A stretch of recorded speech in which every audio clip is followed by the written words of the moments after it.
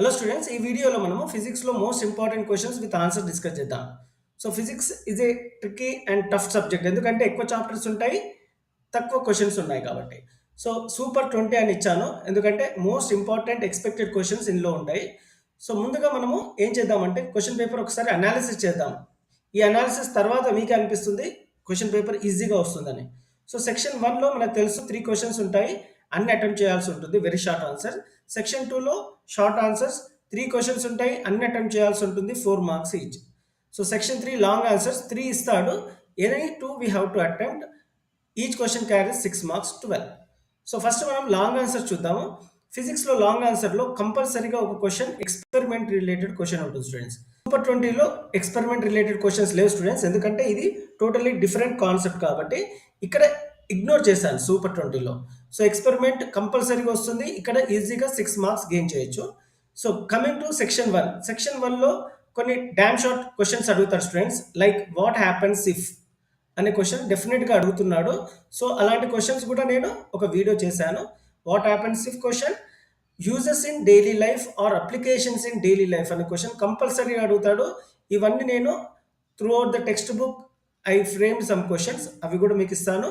And ఇంకో important question in section 1లో materials required in experiment. So ఇవన్నీ కంపల్సరీగా వచ్చే క్వశ్చన్ స్టూడెంట్స్.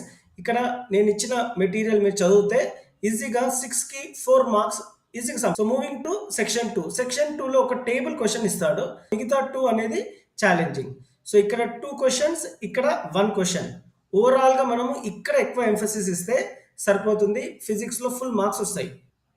సో ఆ ఒక్క క్వశ్చన్ 3 క్వశ్చన్స్లో 2 క్వశ్చన్స్ అటెంప్ట్ చేయాల్సి ఉంటుంది కదా. ఆ ఒక్క క్వశ్చన్ కూడా మనకి ఎక్కడ ఇస్తాడు, ఎలా ఇస్తాడు అనేది చెప్తాను. This question is based on diagram related question. So ఎక్కడైతే డయాగ్రామ్ రిలేటెడ్ క్వశ్చన్ ఉంటుందో అక్కడ ఎక్కువ ఎంఫసిస్ ఇస్తాడు. So we have to thoroughly prepare that one. So ఈ వీడియోలో diagram related questions and short ఆన్సర్స్లో ఈ క్వశ్చన్స్ మనము థరోగా చూద్దాం. So let's start the video.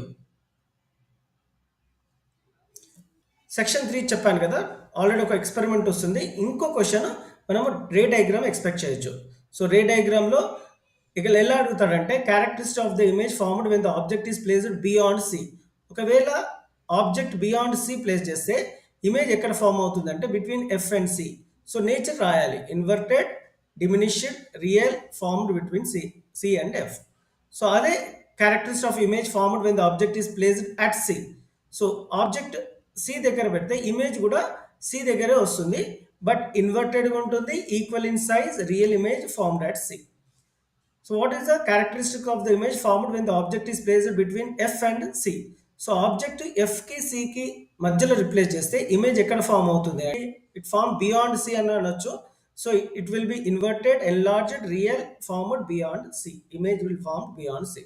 So ఈ రే డయాగ్రామ్స్ చాలా ఇంపార్టెంట్ స్టూడెంట్స్, మీరు తరోగా చదువుకొని వెళ్ళాల్సి ఉంటుంది. ఇది కాన్కేవ్, కాన్వెక్స్ కూడా same.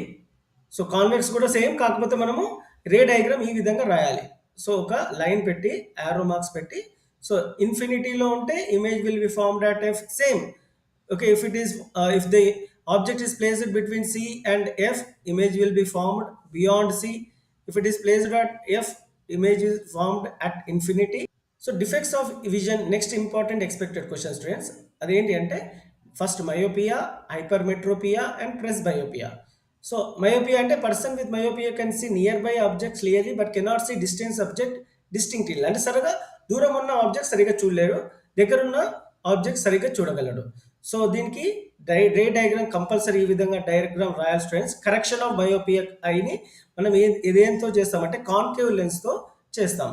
So rectification will be happen through concave lens and the defect arise due to the minimum focal length of eye less than 2.5. The lens used to correct myopia has negative focal length and the power of lens is also negative. So make a note of this students, very important. Adhe hypermetropia ante person with hypermetropia can see objects lying at large distance clearly but cannot see nearby objects clearly. So correction for hypermetropia convex lens తో చేస్తాము. ఈ diagram మీరు నేర్చుకోవాల్సి ఉంటుంది students. Presbyopia is a human eye defect generally observed in old age people. You have to use bifocal length to rectify the or correction of presbyopia. Next important question in physics is formation of N2 molecule. Write the formation of N2 molecule using valency bond theory, or write valency bond theory with one example. ఏ విధమైన ఇచ్చినా you have to write this answer, students. ఈ PDF నేను description పార్ట్లో పెడతాను, you can have a glance and read perfectly. Next important long answer ఏంటి అంటే hybridization. Formation of BeCl2 through hybridization process, or formation of F2 molecule through covalent bond, formation of NaCl through ionic bond. So these bond formations are very important and they are expected for upcoming board exam and also pre-final exam. Next important question ఏంటి అంటే AC generator and electric motor. ఒక్కొక్కసారి డైరెక్ట్గా write about AC generator అని అడగడు. Application of Faraday's law of electromagnetic induction do with diagram అంటాడు. అంటే మనం ఇప్పుడు ఏసీ జనరేటర్ రాయాల్సి ఉంటుంది. నెక్స్ట్ ఇంపార్టెంట్ లాంగ్ ఆన్సర్ ఎక్కడి నుంచి అడుగుతారంటే మోడర్న్ పీరియాడిక్ టేబుల్, వెన్లూస్ పీరియాడిక్ టేబుల్. సో ఇక్కడ లా ఆఫ్ ట్రయాడ్స్ కూడా చాలా important. Next important expected long answer ఏంటి అంటే explain sp3 hybridization with example, sp2 hybridization with example, sp hybridization with example. చాలా important students, you can expect for long answer. So అలాగే short ఆన్సర్స్లో combustion reaction, oxidation reaction with equation, addition reaction with equation, substitution reaction with equation. 2 marks లో write chemical equation for the reaction between zinc and hydrochloric acid and balance it. Zn plus 2HCl gives to ZnCl2 plus H2. Zinc hydrochloric reaction combine అయితే మనకి zinc chloride వస్తుంది. Magnesium plus hydrochloric acid gives magnesium chloride MgCl2 plus H2. 2Na ఇక్కడ balance అవడానికి 2 atoms of nitrogen and reacted with 2 atoms of hydrochloric acid, it gives 2 atoms of sodium chloride plus H2. So జనరల్గా అడిగే question ఏంటంటే short ఆన్సర్లో write reactants and products in the following equations and mention their physical state. Na2SO4 plus BaCl2 gives BaSO4 plus 2NaCl.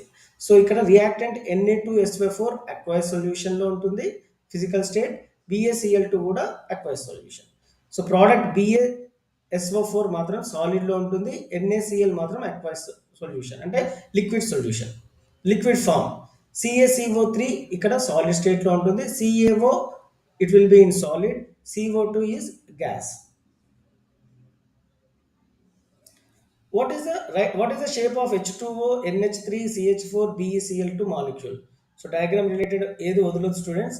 So H2O, NH3 ఇవన్నీ చాలా important, BF3. Next important ఏంటి అంటే balance the following equation అనే question ఇది చాలా important. C+O2 gives rise to CO. ఇక్కడ 2C+O2 gives you 2CO. Left hand side ఏమున్నాయంటే reactant side 2 carbon 2 oxygen, ఇక్కడ 2 కార్బన్ 2 ఆక్సిజన్, దీన్ని కార్బన్ మోనాక్సైడ్ అంటాము. Fe2O3 plus CO gives Fe plus CO2. ఇక్కడ మనకి బ్యాలెన్స్ లేదు. ఇక్కడ రైట్ హ్యాండ్ సైడ్ ప్రోడక్ట్ సైడ్లో ఒకటే ఆటమ్ ఉంది, 1 atom ఆఫ్ ఫెర్రస్. ఇక్కడ 2 atoms ఉన్నాయి, ఇక్కడ బ్యాలెన్స్ అవ్వలేదు కాబట్టి రియాక్టెంట్ సైడ్లో Fe2 3CO పెట్టుకుంటే 2Fe plus 3CO2 ఉంటుంది. సో Fe 2 atoms ఉన్నాయి, రైట్ హ్యాండ్ సైడ్లో కూడా 2 atoms ఉంది, బ్యాలెన్స్ అయింది. ఇక్కడ 3 ఆక్సిజన్ మాలిక్యూల్స్ ఉన్నాయి, ఇక్కడ 3 ఉన్నాయి, 3 + 3 6. రైట్ హ్యాండ్ సైడ్లో కూడా 3 2s are 6, బ్యాలెన్స్ అయింది. కార్బన్ 3 ఉన్నాయి, ఇక్కడ కూడా కార్బన్ 3 ఉంది. So left hand side reactant side product side same ఉన్నాయి కాబట్టి బ్యాలెన్స్ అయింది. What information does the chemical equation gives? Give an example. So why sky is blue in colour అనే question ఒకటి ఎక్స్పెక్ట్ చేయొచ్చు స్టూడెంట్స్. ఎందుకంటే the size of nitrogen and oxygen molecule in atmosphere are comparable to wavelength of blue color. So these particles are scattering centers of blue color. So sky is blue in color. So formation of rainbow chala important. Raindrop will act as a prism. That's why we get a rainbow when the rain is when formation of rainbow in sky is also important, student. You have to prepare.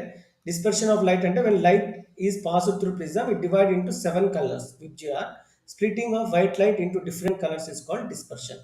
Scattering of light, the process of re-emission of observed light in all directions with different intensities by atoms or molecules is called scattering of light. Sun appears red in color during sunrise and sunset. Explain the reason. So flotation important, diagram తో సహా నేర్చుకోవాల్సి ఉంటుంది. Magnetic separation కూడా diagram తో సహా నేర్చుకోవాల్సి ఉంటుంది. So ఈ definitions కొన్నిసార్లు అడిగాడు. డిస్టిలేషన్ అంటే ఏంటి, పోలింగ్ అంటే ఏంటి, లిక్వియేషన్ అంటే ఏంటి, ఎలక్ట్రోలైటింగ్ రిఫైనింగ్. ఆబ్జెక్టివ్ టైప్లో ఎక్కువ అడిగాడు స్టూడెంట్. Distillation, polling, లిక్వియేషన్. చాలా జాగ్రత్తగా నేర్చుకోండి. Smelting, flux, roasting, calcination. Difference between roasting and calcination కూడా చాలాసార్లు అడిగాడు. Prepare well. So junction law and loop law together we call it as Kirchhoff law. So junction law ఏంటి అంటే the sum of the current entering into the junction is equal to the sum of the current leaving the junction. ఇక్కడ మీరు observe చేసినట్లయితే I1, I4, I6. So it's entering the junction, whereas I2, I3 and I5 is leaving the junction. So loop law, the algebraic sum of all potential difference in a closed circuit is 0. So loop law is always based on conservation of energy. This junction law is based on conservation of charge. ఇది మీరు నేర్చుకోవాల్సి ఉంటుంది, ఎందుకంటే కొన్నిసార్లు part below అడిగాడు.